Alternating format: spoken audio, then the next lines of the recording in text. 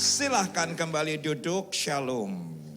Saya tidak tanya apa kabar karena kehadiran Anda sore hari ini membuktikan Tuhan baik. Ya, senang ada bersama dengan Anda.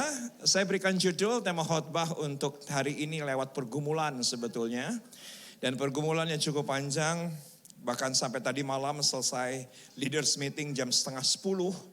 Keluar dari tempat ini, dalam perjalanan menuju rumah saya masih diskusikan dengan istri saya Elsa, apa yang saya akan khotbahkan hari ini.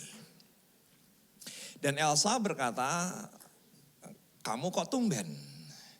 Dan saya bilang bahwa saya masih mereka-reka apa yang menjadi isi hati Tuhan. Karena hari ini tadi jam 10 saya melayani ibadah wanita di GBI Puri Indah. Dan dengan segera saya ke Sawangan untuk melayani The Significant Woman. Dan terus terang Ibu Elsa memberikan kepada saya clue-clue, petunjuk-petunjuk. Dan saya iakan, saya aminkan. Karena 20 tahun saya mengucap syukur Ibu Elsa bukan hanya menjadi istri yang baik, bukan hanya menjadi nenek yang baik, bukan hanya menjadi ibu gembala yang baik, bukan hanya menjadi naon deui. Pelayan Tuhan yang baik, tetapi juga menjadi penasehat yang baik untuk saya.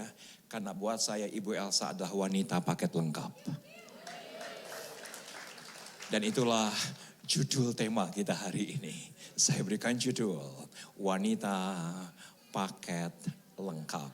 Katakan kepada diri sendiri, saya wanita paket lengkap. Katakan kepada sebelah kanan kiri, bilang gini, Anda bukan paket hemat. Apalagi paket 1, itu tidak boleh. Oke? Jadi kita semua adalah paket lengkap, kita bukan paket hemat. Doa daripada Rasul Paulus kepada jemaat Efesus, biarlah mata hatimu terang. Betapa dalamnya, betapa lebarnya, betapa tingginya, betapa luasnya kasih Tuhan yang memenuhi hidup kita. Tolong katakan amen. Dia berkata bahwa aku berdoa agar kepenuhan Kristus ini, betapa dahsyat kuasanya, betapa dahsyat kemuliaannya, betapa dahsyat kebaikannya, itu memenuhi hidupmu. Dari Efesus 1 dan Efesus 2, saya dapati bahwa Tuhan kita begitu ekstrim. Katakan bersama dengan saya ekstrim. Belum semua, katakan bersama dengan saya ekstrim. Bagi yang tertarik mencatat, silakan mencatat. Ekstrim artinya paling ujung. Paling ujung, setelah ekstrim tidak ada lagi. Itu adalah paling ujung, ekstrim. Dan kasih Tuhan untuk Anda dan saya sangat ekstrim. Sangat ekstrim. Ya, saya senang ketika minggu kedua bulan Desember saya ditelepon oleh paman saya. Sebagian hidupnya di luar negeri.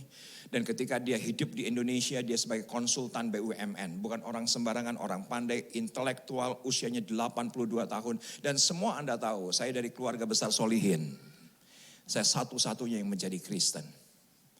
Tapi ketika saya ditelepon oleh paman saya, Wa Aji Isa, Wa Aji Ayena Aya di Johor. Badai patepang sareng Isa, ke minggu katilu, minggu kaopat, abdi badai ke Jakarta. Isa kedah nepengan Wa Aji. 2 jam, 3 jam. Tenang, saya akan terjemahkan. Dia berkata, minggu kedua, minggu ketiga, minggu keempat dia akan di Jakarta. Tolong temui. Usia beliau 84. Dan apa yang terjadi? Setelah pertemuan, 2 jam di Bintaro Exchange. Dia berkata, Jesus is my Lord. Jesus is my Savior. Jesus is my wisdom. Dan dia berkata, tolong doakan Wa Aji. Wa Aji mau terima Yesus sebagai juru selamat. Tetapi, ada tetapinya. Dia berkata, Wa Aji tetap Muslim. Saya bilang gini, tidak masalah. Karena agama tidak menyelamatkan. Yang menyelamatkan Yesus. Dan Yesus yang menyelamatkan, gak peduli siapa Anda. Kalau ada di antara Anda, bilang gini, saya orang paling berdosa sesawangan. Dia datang untuk Anda. Kalau Anda berkata bahwa saya adalah ibu yang paling najis, wanita yang paling najis. Anda berkata saya adalah wanita yang paling tidak layak di sekitar parung ini. Tetap dia datang untuk Anda. Dia datang bukan untuk mengambil, dia datang untuk memberi hidupnya. Betapa dalamnya, luasnya. Gak bisa dibatasi dengan agama. Dan itulah Tuhan kita. Dan saya mengucap syukur setelah saya turunkan UAJ di apartemen. Dia berkata, Isa, sanes Isa teh gembala gereja sumuhun UAJ. Gereja na Isa iraha Natalna tanggal 24 Desember. Tanggal 24 Desember dia ada bersama dengan kita ibadah Natal untuk kali pertama. Seumur hidupnya 82 tahun. Saudaraku, setuju enggak dengan saya? Itulah Tuhan kita. Bukan karena dia layak, tapi oleh karena anugerah dan kasih karunia. Itulah Anda dan saya yang seharusnya kita bangga bahwa semua adalah wanita paket lengkap. Kita akan lihat kebenaran Alkitab dan ada Pak Okan sebagai gembala, ada stafnya, ada Pak Michael.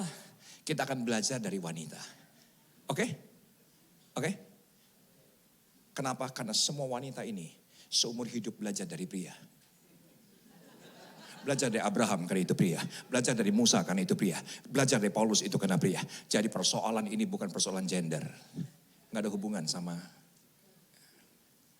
jenis kelamin. Kita bisa belajar dari semua yang tertulis titik koma dalam Alkitab sekalipun. Ada wahyu di sana. Yuk kita buka. Kejadian pasal yang ke-24. Kejadian pasal yang ke-24, kalau Anda scrolling paling atasnya ayat yang ke-1, Anda akan temukan bahwa Abraham telah tua. Dan sangat diberkati Tuhan. Saya bisa tafsirkan usia Abraham sekitar 140-an tahun. Kenapa? Karena ketika Abraham dan Sarah dianugerahkan Ishak, Abraham berusia 100 tahun. Nanti kita akan lihat ayatnya. Sarah berusia 90 tahun. Dan secara teologis, kronologis waktu, konon kejadian pasal yang ke-24, Ishak itu usianya sudah 40 tahun. Jadi saya bisa tafsirkan langsung. Seberapa tua? Abraham 141 sampai 142 tahun. Dan ketika itu Abraham cemas, bahasa anak mudanya hari ini anxiety. Kenapa? Karena ternyata Ishak jomblo tapi bahagia. Jomblo karena bapaknya diberkati, dia gak butuh siapapun. Tapi siapa yang sepakat dengan saya? Tidak baik hidup seorang diri saja. Oke? Saudaraku, semua sudah disuplai oleh Abraham untuk anak satu-satunya, anak perjanjian Ishak. Dan Alkitab dengan jelas berkata Abraham diberkati Tuhan. Tapi tidak seorang pun berhasil sendirian. Karena semua orang yang berhasil harus membutuhkan pertolongan orang lain. Maka apa yang terjadi? Dicarilah hambanya yang paling senior. Namanya Eliezer. Katakan bersama dengan saya senior. Tafsiran saya, Eliezer yang paling lama. Ikut kepada Abraham dengan penugasan yang begitu penting. Cari perempuan untuk dipinang oleh anaknya. Kenapa yang dipilih Eliezer? Karena dia paling senior. Itu Alkitab mendokumentasikan demikian. Dia paling tua. Hamba yang paling tua. Kenapa ini menjadi penting? Siapa yang setuju dengan saya? Berarti Eliezer paling tahu selera daripada Abraham. Ya gak sih? Oh iya dong. Kenapa yang dipilih bukan yang muda? Kenapa yang dipilih bukan junior? Kenapa? Karena dia yang paling senior. Karena dia yang paling tahu selera. Daripada keluarga Abraham, dia tahu selera daripada keluarga tuannya. Dan Eliezer ini adalah personifikasi figuratif daripada Roh Kudus. Kenapa? Karena Eliezer, El artinya Tuhan, Eliezer artinya penolong. Jadi ini adalah figuratif daripada Eliezer, Tuhan penolongku. Bukankah Roh Kudus penolong kita? Dan kalau Anda perhatikan kejadian pasal yang ke-24, Tritunggal muncul. Kenapa? Karena ada Allah Bapa, yaitu adalah personifikasi daripada Abraham. Ada Allah Anak, yaitu personifikasi daripada Ishak. Dan juga ada Roh Kudus. Yaitu adalah Eliezer yang paling tahu selera Bapa. Yang paling tahu keinginan daripada Bapa, yaitu adalah Eliezer. Dia tahu apa yang diinginkan, dia tahu seleranya. Maka yang dipilih adalah Eliezer. Dan apa yang terjadi? Harus diambil sumpah. Di ayat yang ke-8 dan 9. Dengan satu petunjuk. Kamu cari perempuan untuk dipinang bagi anakku Ishak. Jangan sampai pilih salah pilih. Tapi pastinya jangan sampai ke Kanaan. Maka perhatikan ayat yang ke-10. Kemudian hamba itu mengambil 10 ekor dari unta tuannya dan pergi dengan membawa berbagai-bagai barang berharga kepunyaan tuannya. Demikianlah ia berangkat menuju Aram Mesopotamia ke kota Nahor. Jadi bukan ke Kanaan. Ayat 11. Di sana disuruhnya lah unta itu berhenti di luar kota dekat suatu sumur. Pada waktu petang hari, waktu perempuan-perempuan. Katakan bersama dengan saya perempuan-perempuan. Belum sebuah, katakan bersama dengan saya perempuan-perempuan. Siapa yang setuju dengan saya berarti bukan satu perempuan. Dan saudaraku ketika diperhadapkan dengan perempuan, ketika ada di sebuah pinggir sumur. Perhatikan. Keluar untuk menimba air, lalu berkatalah ia. Ini bukan pembicaraan langsung, ini internal. Saya sering kali mengkhotbahkan di GBI Sawangan mengenai self-talk. Dia sedang membatin kepada dirinya, dalam hatinya, diungkapkan dalam doa, Tuhan, Allah Tuanku Abraham, buatlah kiranya tercapai tujuanku pada hari ini. Dia pengennya beres cepat, dia pengennya gercep, dia nggak tunggu besok, hari ini. Kena cicing wae. Hari ini, katakan ya. Ternyata Abraham, Eliezer minta 1 tanda. Yang namanya Michael Panjaitan kebanyakan 5. 1 pun cukup, ngapain 5? 4 sudah, udahlah pergi kau. Ini bukan soal nubuatan, tetapi yang namanya Eliezer cuma minta tanda 1. Perhatikan apa yang diminta. Tunjukkanlah kasih setiamu kepada Tuanku Abraham yang sedang galau karena anaknya belum menikah. Di ayat ke-13, di sini aku berdiri dekat mata air dan anak-anak perempuan. Jadi bukan 1 anak tapi anak-anak perempuan. Jadi banyak pilihan nih. Penduduk kota ini datang keluar untuk menimba air. Kiranya terjadi begini. Anak gadis, ini dia minta petunjuk. Kepada siapa aku berkata tolong miringkan buyungmu itu supaya aku minum. Dan yang menjawab minumlah. Dan unta-untamu juga akan kuberi minum. Dialah kiranya yang kau tentukan Tuhan. Ini tandanya. Ada 1 gadis di antara gadis-gadis ini. Yang memberi aku minum dan juga untaku minum. That's it. That's all. Saya tidak minta petunjuk yang lain, clue yang lain. Tapi Tuhan sendiri yang tunjukkan. Gerakan wanita itu untuk datang kepada saya, maka saya akan berkata, tolong miringkan buyungku. Apa yang terjadi? Maka dengan begitu akan kuketahui bahwa engkau telah menunjukkan kasih setiamu kepada Tuanku itu. Sebelum ia selesai berkata, maka datanglah Ribka yang lahir bagi Betuel, anak laki-laki Milka, istri Nahor, saudara Abraham. Buyungnya dibawanya di atas bahunya. Anak gadis itu sangat cantik parasnya. Seorang perawan belum pernah bersetubuh dengan laki-laki. Ia turun ke mata air itu dan mengisi buyungnya, lalu kembali naik. Kemudian berlarilah hamba itu mendapatkannya serta berkata, tolong beri aku minum air sedikit. Katakan bersama dengan saya, air sedikit. Belum semua, katakan bersama dengan saya, air sedikit. Perhatikan, sepertinya menjebak. Kenapa saya katakan sepertinya menjebak? Karena dia berkata kepada Tuhan, siapa yang memberi aku minum dan untaku? Tapi kepada orangnya, dia katakan air sedikit. Kayaknya jebakan. Kayaknya jebakan Batman. Kayaknya. Tapi menarik. Sangat menarik. Dia cuma minta apa? Air sedikit, padahal dia minta petunjuk dengan clue yang jelas kepada Tuhan. Yaitu siapa yang memberi aku minum dan juga untaku. Tapi kepada Ribka ketika dia face to face, ketika dia one on one, berkata, siapa yang memberi aku minum air sedikit saja dari buyungmu itu? Jawabnya 18, minumlah Tuhan. Maka segeralah diturunkannya buyungnya itu ke tangannya, serta diberinya dia minum. Setelah ia selesai memberi hamba itu minum, berkatalah ia, baiklah untuk unta-untamu juga.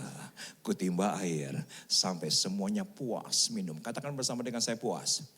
Bagi yang Anda bisa cepat googling, bagi Anda yang bisa cepat searching, bagi Anda yang bisa cepat browsing, ketik di Google, yaitu Unta minum berapa liter? Nanti Anda akan dapatkan informasi. 113 liter. 113 liter itu ekuivalen dengan 30 galon. Berapa? Jadi 10 galon. Unta belum puas. 20 galon. Unta belum puas. Baru 30 galon. Sekali sedot. Sedangkan ini bukan satu unta. 10 unta. Yang diminta sedikit. Eliezer berkata, ini wanita paket lengkap. Ngerti itu? Ini bukan kaleng-kaleng. Katakan kepada sebelah kanan kiri, Anda bukan kaleng-kaleng. Hah? Anda bukan kaleng-kaleng. Eliezer dalam hatinya bilang gini, ini top. Ini top. Ini top. Ini paket lengkap. Gue minta sedikit, yang dikasih bukan hanya gue, tapi juga 10 untaku diberi minum sampai puas. Unta minum 13 menit. Dan Anda tahu ketika saya browsing, ternyata pundak unta yang adalah 2 itu bukan tangki air. Itu adalah tempat timbunan lemak.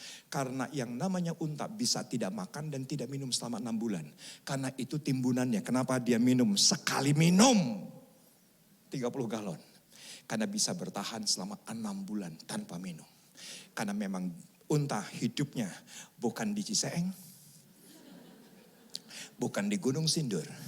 Tapi di Gunung Sinai. Maka sekali minum 13 menit. Maka kalau dikali 10, selaku itu 113, hampir 1,5 jam. Ini paket lengkap. Daripada seorang wanita, karena dia punya Tuhan yang ekstrim mengasihi. Maka dia pun ekstrim ketika dia memuaskan orang-orang yang ada di sekitarnya. Tolong katakan ya. Ini wanita paket lengkap. Maka perhatikan, silakan foto daripada slide berikut ini. Silakan foto. Silakan foto, Bu. Jadi buka fotonya, buka itunya, jangan buka WA, Bu. Ya, jangan buka, nanti buka TikToknya nantilah. Ya. Yang pertama itu bad, buruk. Naik sedikit lumayan, poor, jelek. Di atas poor itu good. Tapi siapa yang sudah dengan saya? Tuhan kita not only good, but extremely good.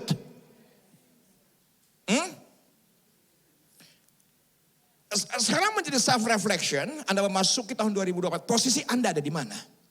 Apakah hanya sebagai good wife, good mother? Tetapi yang kita terima yaitu adalah extremely good God. Di mana dia adalah Tuhan yang begitu ekstrim. Mengasihi Anda dan saya. Tolong katakan ya.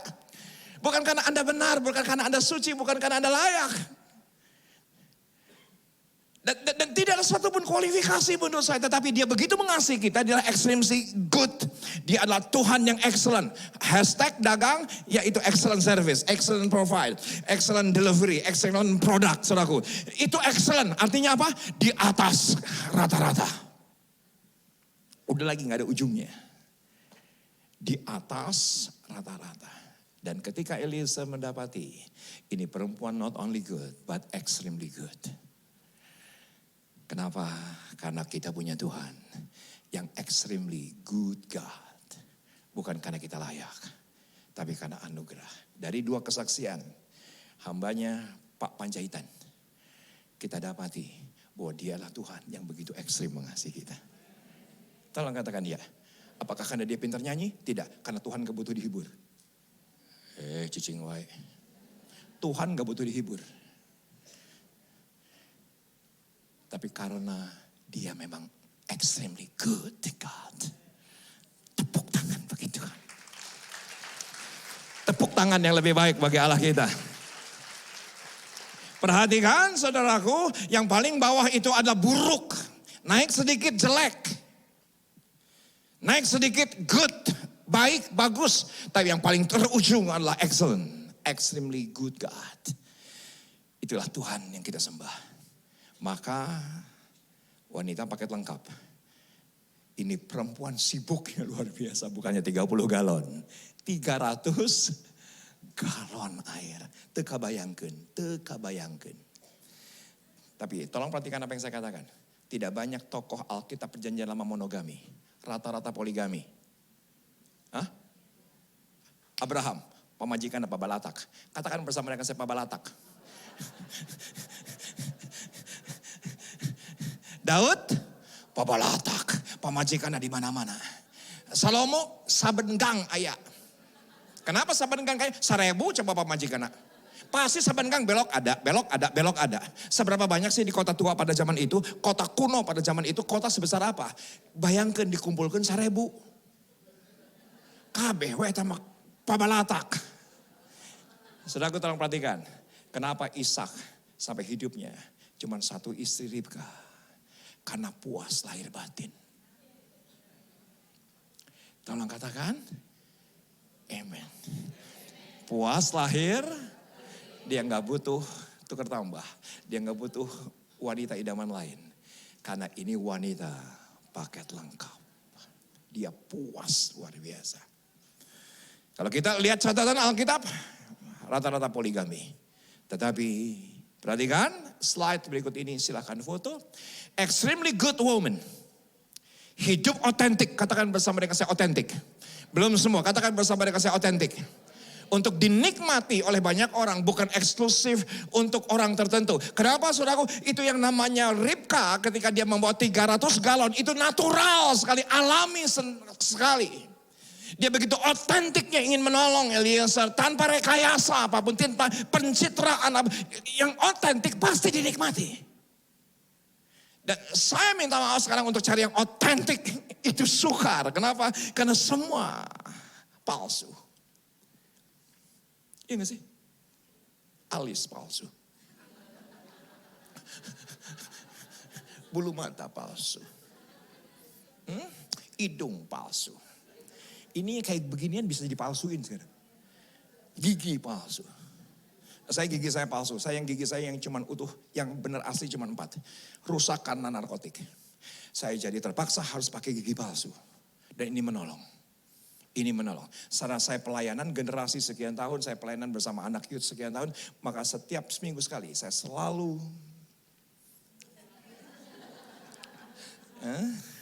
semir rambut. Kenapa? Agar anak-anak youth panggil saya kakak. Saya tersinggung kalau ada yang doa, Tuhan berkati Opa Niko, Opa Yongki, Opa Riza. Saya tidak akan jadwal lagi dia untuk doa. Itu menyinggung hati saya. Jadi panggilnya apa? Kakak. Karena minimal kakak kelas kan gitu ya kan.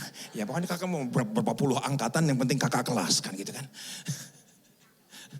Sekarang yang namanya kepalsuan ada di mana-mana. Kemarin saya khotbah bersama dengan Ibu Elsa. Dari awal sampai dalam, shalom, shalom, shalom. Begitu banyak perempuan saya shalomin. Begitu banyak ibu-ibu saya shalomin. Terus saya bilang gini, Mam, yang undang kita tuh yang mana? Yang undang kita itu yang mana? Tiba-tiba yang ada satu ibu menghampiri saya dan berkata, Pak, saya yang undang. Saudaraku, saya agak kaget. Kenapa? Karena foto PP-nya sama dia beda. Karena yang foto PP udah pakai filter. Gitu saudara ya kan. Lah kok lebih cakep foto PP-nya. Setuju gak dengan saya sekarang dunia penuh dengan kepalsuan? Tidak akan pernah menjadi extremely good kalau palsu. Tidak mungkin. Yang otentik, yang asli, yang genuine. Maka kita akan lihat. Orang yang jujur, orang yang tulus, orang yang ikhlas, otentik. Katakan bersama dengan saya otentik. Tanpa rekayasa. Pokoknya keluar dari hatinya. Saya ingat beberapa minggu yang lalu saya ke Surabaya. Saudaraku, ada suami istri senior. Itu otentiknya luar biasa si ibu. Si ibu otentiknya luar biasa.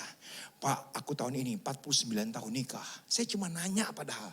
Apa yang terjadi? Langsung namanya orang Surabaya. Bosan Pak. Waduh saudaraku.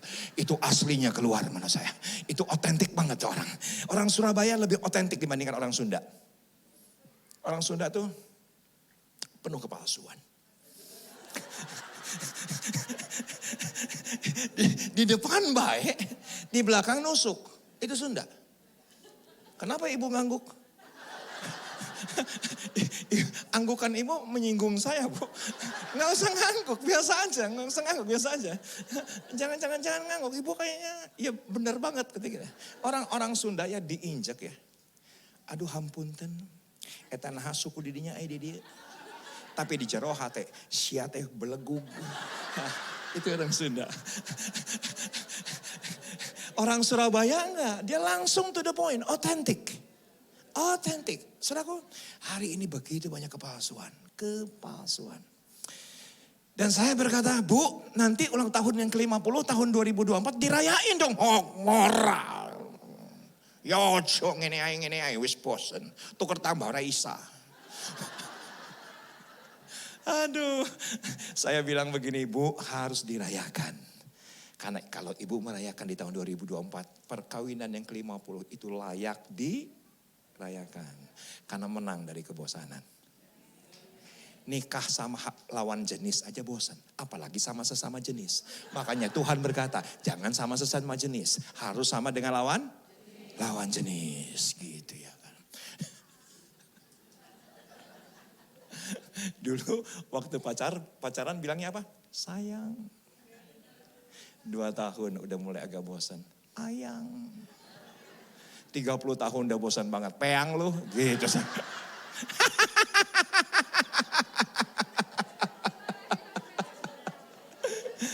Waktu pacaran bilangnya apa? Honey. 2 tahun nikah udah mulai bosan-bosan dikit. Honces. Setelah ke 30 tahun nikah udah enek. Hon-hon. Gitu. Anda tahu hon-hon? Dalam bahasa Belanda artinya anjing. Hon-hon anjing. Hon-hon gitu kan. Yang paling geli anak muda. Pacaran bocil-bocil. Panggilnya papa mama. Geli cipang banget papa mama. 2 tahun nikah ayah bunda. Aduh ayah ya wae. Orang Surabaya itu otentik. Dan saya mengucap syukur saya punya teman. 50 tahun menikah. Menurut saya itu sangat luar biasa. Next slide. Extremely good woman melakukan apa saja melebihi orang lain pada umumnya. Tolong katakan ya. Bisa lakukan di dalam dan di atas keterbatasannya. Kenapa terbatas? Karena pasti Ribka terbatas. Karena seorang wanita. Tolong katakan ya. Tapi mentalitasnya itu loh. Mentalnya itu loh.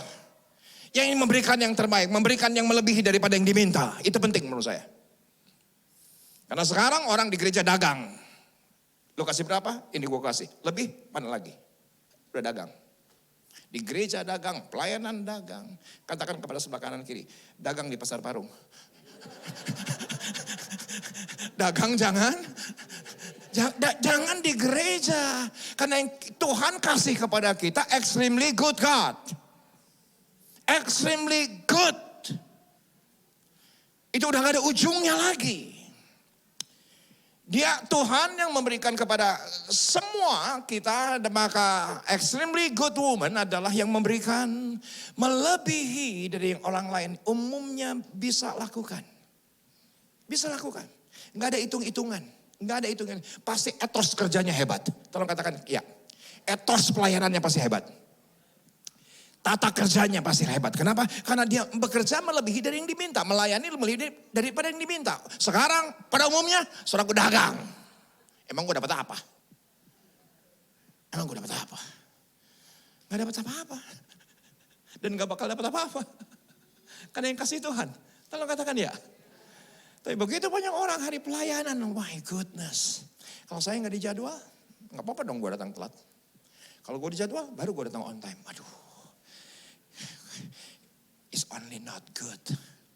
Kita harus extremely good. Tepuk tangan bagi Tuhan. Jangan dagang dengan Tuhan.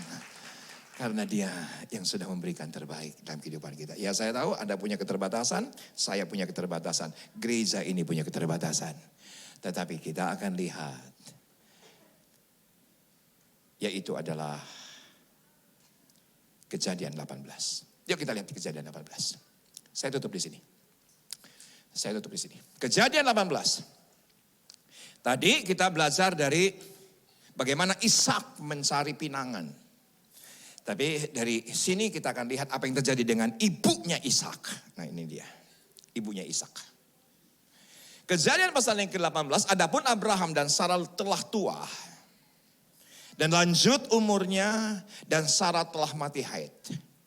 Jadi ini jelas ada keterbatasan secara pribadi. Ada keterbatasan secara fisik. Tetapi Ribka, oleh karena mentalitasnya, oleh karena etos kerjanya, oleh karena value dalam hidupnya, dia bisa keluar dari keterbatasannya. Tetapi bagaimana dengan ibu daripada Ishak? Jawab, jadi tertawalah Sarah dalam hatinya. Katanya, akan birahikah aku setelah aku sudah layu, sedangkan tuanku sudah tua. Ayat 13, lalu berfirmanlah Tuhan kepada Abraham, mengapakah Sarah tertawa? Dan berkata, sungguhkah aku akan melahirkan anak sedangkan aku telah tua? 14, yuk sama-sama kita baca 2, 3 ya. Adakah suatu apapun yang mustahil untuk Tuhan? Pada waktu yang telah ditetapkan itu tahun depan, aku akan kembali mendapatkan engkau. Pada waktu itulah Sarah mempunyai seorang anak laki-laki. Tuhan tahu ada keterbatasan. Tetapi Tuhan breakthrough keterbatasan kemanusiawiannya dengan iman. Tapi dari sini kita akan pelajari 3 hal dengan cepat. Penghalang kuasa extremely good God terjadi dalam kehidupan kita. Yang pertama adalah do not self-diagnose. Dengan cepat. Bagaimana kuasa Tuhan yang tidak terbatas bisa menjadi terbatas dalam kehidupan kita? Pesan saya pertama di tahun 2024. Jangan sampai self-diagnose. Apa itu self-diagnose? Kita mendiagnosa diri kita sendiri. Sekarang anak muda gampang banget self-diagnose. Gue anxiety nih. Om, saya sekarang bipolar nih. Saya sekarang aku kena panic attack. Ayah wae. Aku sekarang lagi kena anxiety nih Om, anxiety disorder. Siapa yang sudah dengan saya? Jangan self diagnose. Hah? Kalau Anda terkena mental health, biarlah psikiater yang mendiagnosa.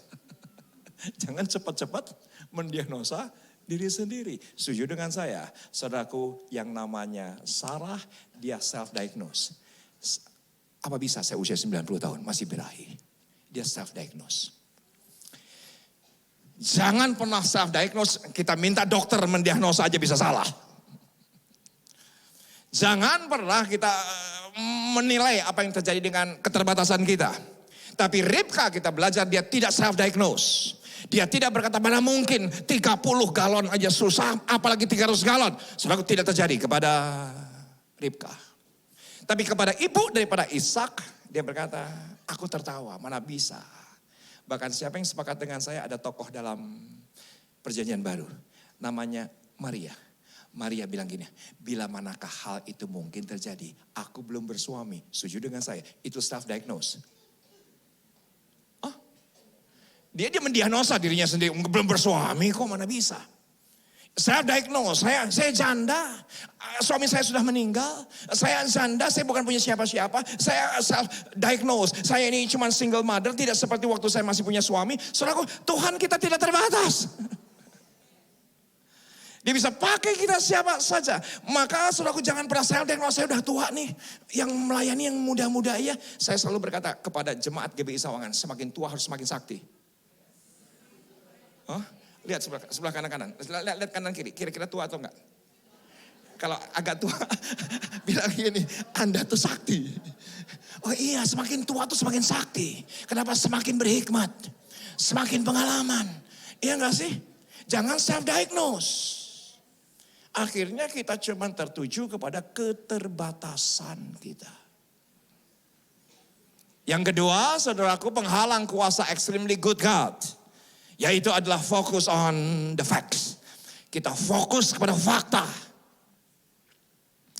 Faktanya saya sakit, faktanya saya kanker, faktanya saya miskin. Faktanya saya ditinggal suami, faktanya anak-anak meninggalkan saya, faktanya anak saya narkotik. Saudaraku, Kita tidak hidup menurut fakta, kita hidup menurut kebenaran. Tolong katakan ya. Dan kenyataan harus takluk kepada kebenaran. Gara-gara teman saya, namanya Billy Lantang. Tahu ya Billy Lantangnya sahabat kita? Tahu ya? Yang rambutnya gondrong? Tahu ya? Tahu ya yang rambutnya gondrong ya? Saudaraku, dia telepon saya, Gaby telepon saya, Kang, Billy udah gak ada. Billy udah gak ada. Ayo Gaby kita doa. Doa hidup lagi. Sekian minggu kemudian, ketika harus dia di kemo, Gaby kembali telepon. Kang, Billy udah gak ada. Udah tet. Aku bilang, Gab, yuk doa lagi. Doa hidup lagi. Satu tetes yang namanya kemo. Kalau masuk ke dalam tubuh, paru hancur. Jantung hancur, ginjal hancur. Semua hancur. Karena daya ledak daripada itu kemo. Billy hari ini melayani dipakai Tuhan. Dia berkata, Kang, limpa utuh. Jantung utuh. Ginjal utuh. Rambut pun tidak satu pun lembar yang jatuh. Karena botak. Gitu saudara kan. Itu aja persoalannya. Karena dia botak. Dan dia selalu berkata, Bill, yang namanya kenyataan harus takluk kepada kebenaran. Ibu Elsa mau saksi? Kemarin kamu saksi di rumah doa. Hah? Nanti aja. Nanti aja. Nanti aja. Penghalang kuasa extremely good God. Yang pertama, do not self-diagnose. Jangan kita mendiagnosa apa kata diri kita, apa kata manusia, kita serahkan apa kata Tuhan. Anda adalah putri-putrinya Tuhan. Anda adalah wanita-wanitanya Allah. Anda adalah anak-anak Tuhan. Saya tidak akan khotbahkan soal identitas. Tapi jangan pernah negatif, self-diagnose. Yang kedua, do not focus on the fact. Jangan fokus kepada fakta. Yang terakhir penting. Silakan foto, silakan foto. Yang terakhir, yang ketiga. Do not confirming the devil's lies. Maaf, ini menurut saya Pak Okan. Ini menurut saya Pak Okan. Nanti habis ini kita diskusi. Setan tidak lepaskan roh perzinahan. Setan tidak lepaskan roh perceraian. Setan tidak pernah lepaskan roh korupsi. Tapi setan lepaskan dusta. Kalau kamu gak korupsi, kamu gak kaya. Hah? Tuhan, setan tidak lepaskan roh perceraian. Tapi dia lepaskan dusta. Suamimu gak bakal berubah. Lu apain juga tetap. Dia gak bakal bertobat. Dia pasti akan ulangi. Itu dusta. Karena Alkitab dengan jelas berkata, dia adalah bapa segala dusta. Hah? Ya. Saya tahu proses yang saya khotbahkan. Karena Alkitab dengan jelas berkata, dia adalah pencuri. Katakan bersama dengan saya pencuri. Dia bukan perampok. Kalau perampok, saudaraku ada bekasnya. Jendela dibongkar. Itu perampok. Saudaraku, yang namanya pencuri, masuk dan tiba-tiba barang kita hilang. Dan kita nggak tahu itu barang udah hilang. Ya nggak sih? Dia bukan penjamret. Kalau penjamret, saudaraku pasti ada kekerasan. Namanya juga dijamret. Tapi dia datang sebagai pencuri. Dia halus banget dan sehalus itu cuman dusta. Ada wanita. Mana wanita di tempat ini? Ya. Gadis. Yang Alkitab dengan jelas berkata, oleh karena dusta sampai hari ini akibatnya luar biasa daya rusaknya. Yaitu adalah ketika Hawa jangan makan buah itu. Nanti kamu mati. Diedit setan. Dusta. Kamu tidak akan mati. Karena diedit jadi dusta. Semua kerusakan dunia. Cuman karena dusta. Ya gak sih? Kenapa orang gak bisa bertobat? Kenapa orang tidak bisa melayani? Pasti karena dusta iblis. Udah. Saya kalau khotbah ini bisa jadi panjang nih. Contohnya banyak. Kerusakan manusia hari ini cuma karena satu kata dusta. Dan ketika wanita berkata, iya ya suami saya nggak bakal berubah. Iya bener ya kalau saya nggak nyuap saya nggak bakal diberkati. Iya bener ya kalau saya nggak curang nanti toko saya sepi. Cuman dusta. Ini doa saya. Kita pulang. Semua kita menang. Oke? Saya capek hari ini. Dan itu bukan dusta. Itu bukan fakta. Semuanya oke? Saya harus cepat pulang. Mam, kita harus packing besok ke Surabaya pagi. Yuk sama-sama kita panggil berdiri.